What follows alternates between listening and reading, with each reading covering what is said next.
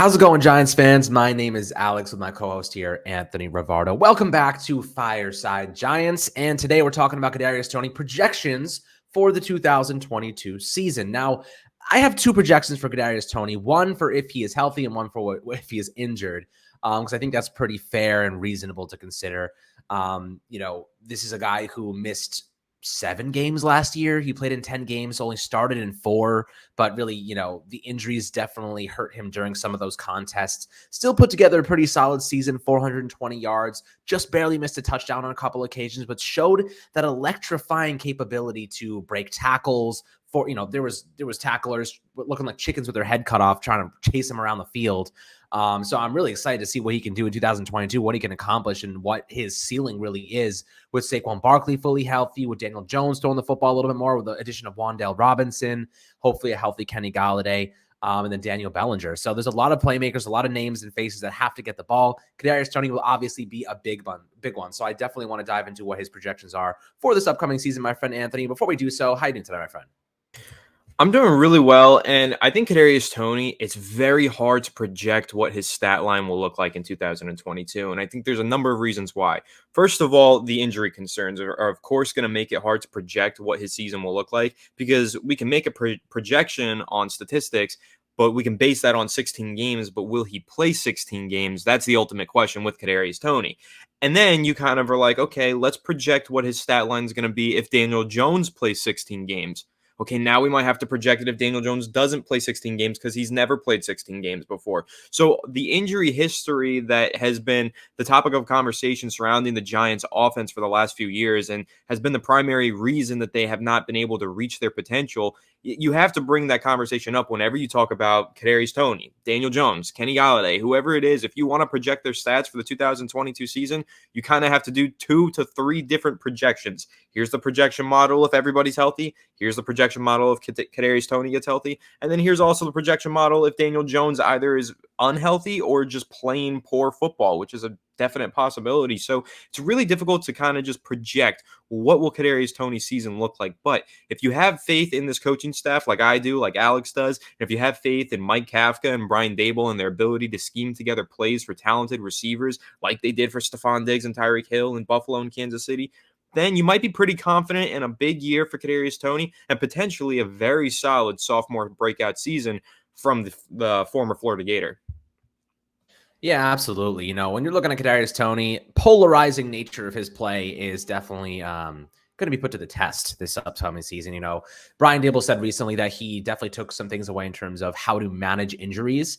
Kadarius Toney did have a minor surgery to clean up his ankle, I believe, a couple of weeks ago. So he's been in a red jersey during OTAs and minicamp, but the expectation is that he will be available for training camp. And, week 1 is definitely expected to be 100% healthy. But mitigating injury is easier said than done, especially when you have a field like MetLife that takes ankles, just at an absolutely insane rate. And Kadarius Toney's weakest part of his body is his ankles. So that's definitely a little bit concerning, but when you're looking at his style of play, it also doesn't do any favors. His quick twitch capabilities, his stopping on a dime, he is like the perfect player to get injured with ankle injuries because the rolling of that nature is just it's so easy to do that when you're stopping on a dime like he does. But he also does that for a living, and he also practices it very regularly. So I imagine he knows how to do that and put the weight on it without doing substantial damage to the ligaments. But whenever if you're like Saquon, you accidentally step on a foot of somebody and your ankle twists, freak things happen like that. So it definitely increases when things happen, the way that he plays. But Daniel Jones really spoke about how necessary Kadarius Toney is to this offense and how essential he is to their success. And really what he said recently was, I think it's a huge to have him. The times he was out there last year, you saw what he can do, how special he can be with the ball in his hands. I think that adds a lot to our offense to have him out there. We need him. That was the main thing. We need him. I think he's done a great job in meetings. He's done a great job picking it up and learning this system. Which really stood out to me. I think that was a great thing for DJ to say. I think it really put a lot of respect toward Kadarius Toney, and maybe I want to say pressure, but definitely the value of him to this offense. But I'll let you give the first shot at giving your projections for the 2022 season, really. Let's start with what you think it'll be if he is healthy for the entire year. If he's healthy and he plays 16 games, I could see Kadarius Toney probably putting up somewhere around 700 to 800 yards receiving. and you can maybe even throw on an extra 50 or 60, maybe even 100 yards rushing, depending on how creative this offense gets. Kadarius Toney, of course, being such a factor in both the rushing game and receiving game, if you want to get him involved that way, because he can make anybody miss. Alex, you just mentioned that he stops on a dime, he takes ankles, no one can tackle him. He's just the ultimate tackle breaker. And honestly, I haven't seen someone be such an ultimate tackle breaker on the Giants since Saquon Barkley in 2018. So I'm really excited to watch those two work in tandem. And really, I'm going to be salivating if I see a lineup where, you've got Daniel Jones in the shotgun. To the right of him, you've got Saquon. To the left of him, you've got Kadarius Toney. Both of them lined up in the backfield. That would just be a dream personnel matchup for me. But that will really just help them maximize the talents of Kadarius Toney. And you're going to see him get a lot of screens, which will lead to a lot of yards if he's able to make the yards after the catch that he's known for. But in terms of touchdowns, I think that he's one of those players, just because he can score from anywhere on the field, he could end up with a pretty high touchdown total and could potentially lead the Giants in receiving touchdowns. I think the favorite for that is probably Kenny Golladay. Kenny Golladay is your number one receiver. He's your big body guy, and he's going to get the red zone targets. But don't be surprised if Kadarius Toney takes a few 45-yard plays to the house, like just 45 yards out, it's a screen pass, and he just rips it all the way down the sideline, takes it home. That's possible with Kadarius Toney. He's got that kind of X-factor ability that not a lot of players on the Giants have. So I'm going to project his stats when he's fully healthy for 16 games. I think the ceiling for him is somewhere around 750 yards and 7 touchdowns. And I think he's going to get a lot of receptions. I think you can see him probably putting up 65 to 70 receptions just because there's going to be a lot of screen passes. So I think that's going to be my stat line projection if he's healthy. Yeah, we discussed a couple of weeks ago the screen game and how the Giants are going to be throwing a lot of passes probably behind the line of scrimmage and letting their playmakers make plays in the open field. Josh Allen threw about 100 last year, with Brian Daboll as the offensive coordinator, and Patrick Mahomes threw like 150 or 160 passes behind the line of scrimmage in 2021. So, with Mike Kafka coming over there, it clearly says to me, why have your quarterback? Why put him in such strenuous positions all the time? Why force him to make difficult throws all the time when we could just get the ball out, swing it out to a guy like Wan'Dale, like Kadarius, like Saquon, and let them work in the open field? Now, you need to have good blocking, good second-level blocking to actually maximize that. But I think the Giants do. Now they have Evan Neal, Mark Lewinsky, Daniel Bellinger. What do they all do really well? They run block extraordinarily well. So getting those guys out to the second level, getting them out in front, those big bodies for our playmakers to make plays on those screen passes is going to be massively beneficial to this team. But, I'll tell you what, this is my projections for Kadarius Toney injury-free. I had as a total injury-free 900 yards, 5 touchdowns. And like you said before, I think he's going to have 100 yards rushing. So I know 900 yards may be a lot, but I think that when he takes over a game, when he's on his game, the guy is unstoppable. We saw him against Dallas with Mike freaking Glennon at quarterback, put 189 yards of total offense. When's the last time we saw a Giants playmaker put 189 yards of total offense on the field? Maybe like a decade ago. Maybe OBJ was the last time, like 5 years ago, 6 years ago. So, when you see a guy like Kadarius Toney do that, you're like, he's capable of putting up 200 yards in one game. It's a 17-game season now, with the bye week, the extra game, 18 weeks, 17 weeks. If 2 or 3 of those weeks he hits over 100 yards, he's going to get to 900 yards pretty easily, in my opinion, if he stays healthy. And 5 touchdowns, I think, is pretty reasonable because they're going to try and get Bellinger and Kenny Golladay and Saquon involved as their primary red zone guys. And then, when Sterling Shepard comes back, I wouldn't even be surprised if Wan'Dale Robinson led the group in red zone touchdowns because he's been killing it apparently in practice in that area. So that's my injury-free projection. But, what is your injury-riddled projection for Kadarius Toney? Well, how injured are we talking? Because if we're talking about Kadarius Toney playing 12 games, 10 games, 8 games, similar I'm to not last sure. year. Let's say similar to last year. Like he's playing through some injuries too. All right, let's say he plays around 12 to 14 games. I'm going to say 550 yards. You're probably losing about 300 from my original projection where I have him at around 750. So you're probably talking 450 to 500 yards. And I still think he's going to be productive in the end zone. I think he's going to get about 5 touchdowns. But, of course, you're going to see his reception total drop pretty significantly there. But I still think that he's able to put up 500 yards as a floor this season. I think that's a pretty easy task for him. I mean, Kadarius Toney, again, getting a lot of manufactured plays, a lot of screens, jet sweeps, all that stuff. He should be able to put together 500 receiving yards rather easily and 5 touchdowns as long as the Giants' offense is competent. If the Giants' offense is any bit good, whether he's healthy or not, 500 yards, 5 touchdowns, that seems like a very realistic number for me when I'm talking about Kadarius Toney, knowing the talent that he had, what he showed last year, and just knowing what they could turn him into with this new coaching staff. Yeah, absolutely. Mine is a little bit less.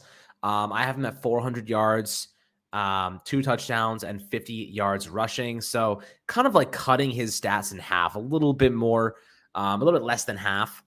So that's kind of how I see it unfolding if he is very injury prone this upcoming season, if he kind of replicates what he did last year, 10 games and 420 yards, failed to get into the touchdown, mainly because of Jason Garrett's system, though. Like, I do agree with you. I think that for the most part, if you're looking at Kadarius Toney, this system is going to benefit him a lot more with just screen passes, getting him into positions to score and not force feeding him the ball and just letting him do all the work. And that's another point I want to make. Better blocking is gonna make him less injury prone. Because a lot of his injuries came from those quick twitch movements, those planting, dodging 5-6 guys. When you have 4 or 5 blockers out in front of you that are good blockers that are getting to the second level and making plays and opening up space for you to run a straight line, it's going to take a lot of the pressure off of Kadarius Toney to manufacture all of that work on his own. And I think that's going to help mitigate injuries across the board. Just better discipline, better execution, better play schematics, everything. All of those factors help mitigate injuries. And that's like ultimately the Giants over the last 5 years have been some of the most injury-riddled teams in football. And that's mainly because they can't execute properly. You know what I mean? Like, they're not aware, like they're not executing properly. The blockers aren't there. They're trying to, Daniel Jones is trying to do too much. He's running headfirst into guys when he's the quarterback and should never be doing that. That's what happens when you don't execute. That's what happens when you try to take too much responsibility onto your own shoulders. Everybody's got to do their job and everybody's got to do it well, and that will help the entire team stay healthy.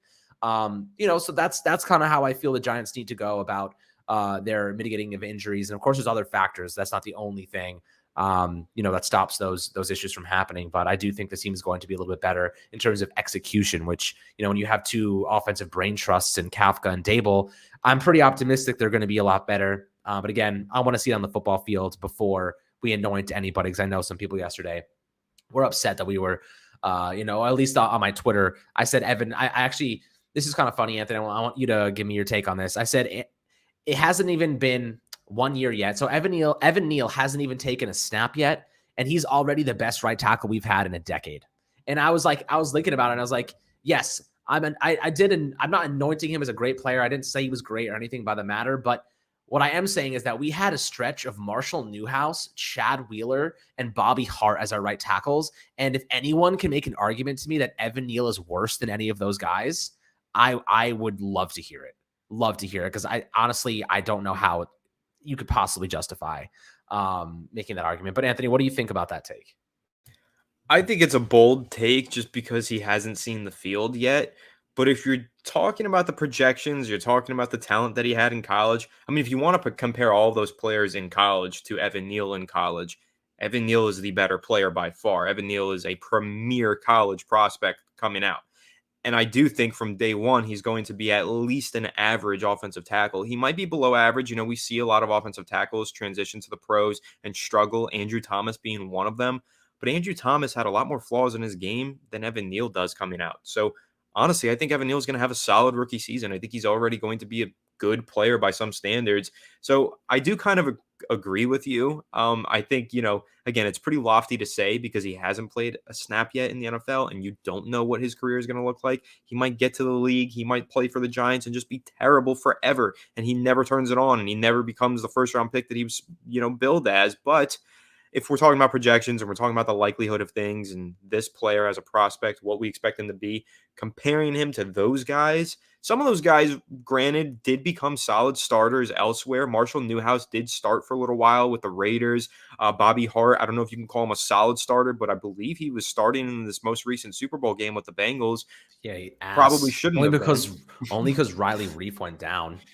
probably That's the only reason he was shouldn't have been starting. starting, and he was starting for way too long with the Giants and way too long with the Bengals. But still, these guys did have solid careers, and I do think that at the bare minimum, Evan Neal is going to have a career like theirs where he bounces around the teams as a solid starter and moves around. But in all likelihood, I do think that Evan Neal will be the better player by far, and probably already is the better player than what you would be getting from a Bobby Hart this season. Yeah, I mean, also because Bobby Hart, wasn't he like a 7th-round pick or something? 6th-round pick? Sixth or seventh round. And Marshall Newhouse was like a veteran free agent that the Giants signed. He was already washed up, and then he washed up. Why even is our right further and went tackle along to position other just teams. ass? But I can't Year. remember who right tackle. I know Kareem McKenzie. I mean, he was a solid right tackle. We had back Mike in his Remmers day. and Justin Pugh. Justin Pugh actually was pretty good at right tackle. Pugh was pretty decent. Flowers did play right tackle technically for the Giants for a little bit. He was terrible. And of course, Nate Solder. We all know. I don't want to know. That name is no longer terrors legal. of We don't Nate talk Solder. about that.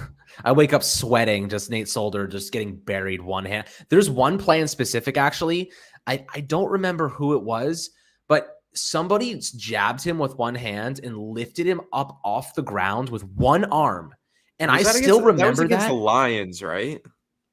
It might have been, but I remember I think it was Ezekiel Ansah.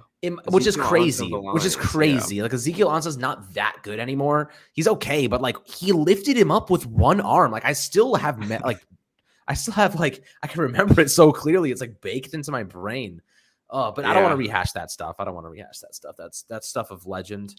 Well, hey, we don't have to. Folklore. Hopefully, at least for the next 5 years, hopefully, we don't have to experience anything like that because we've got a couple really good tackles now. No one's with Andy Thomas on the left side and Evan Neal on the right side. Nobody is lifting Evan Neal. You're gonna need a freaking crane to lift Evan Neal, a forklift or a crane.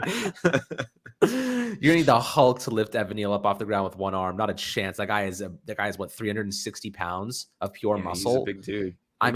The guy, that's like a cement block standing in front of you trying to lift. No way. There's no way. I'm excited to see how many pancakes he has next year. It's going to be like an IHOP at right tackle. Oh, goodness. That was not a bad joke.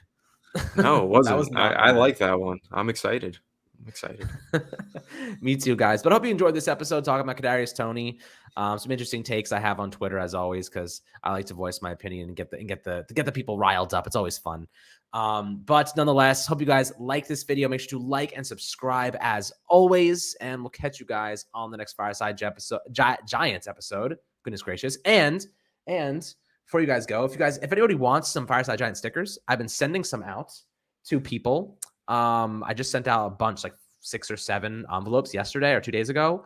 So if you guys want these bad boys, so I have one on my computer, DM me on Twitter and send me your address and I'll send you some because I like you guys and I hope you guys like us. So enjoy the rest of your day, my friends. We'll catch you guys on the next one.